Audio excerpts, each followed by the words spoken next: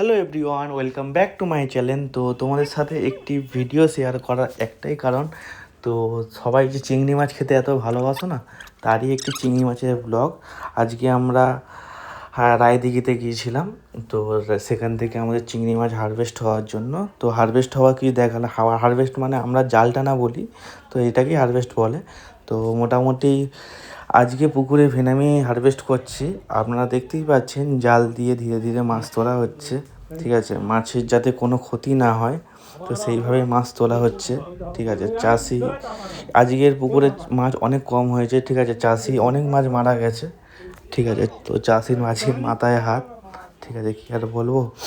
যারা মাছ চাষ করে, যেই পার্টি পুকুর পার্টি, সেই জানে এই ক্ষতির মর্মটা, ঠিক আছে। এখন এই মাছগুলোকে পুকুর থেকে তুলে এক জায়গায় নিয়ে গিয়ে জড়ো করা হচ্ছে।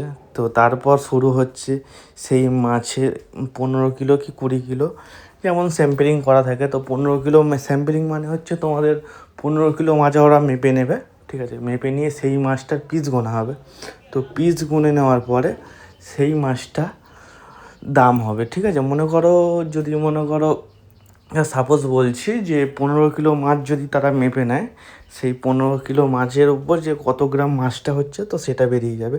তো আজকেও সেরকম 15 কিলো মাছ মাপা হচ্ছে, তারপরে মানে মাছটা কত গ্রামের এভারেজ আসছে সেটা বেরিয়ে যাচ্ছে, তার উপরে দাম হচ্ছে।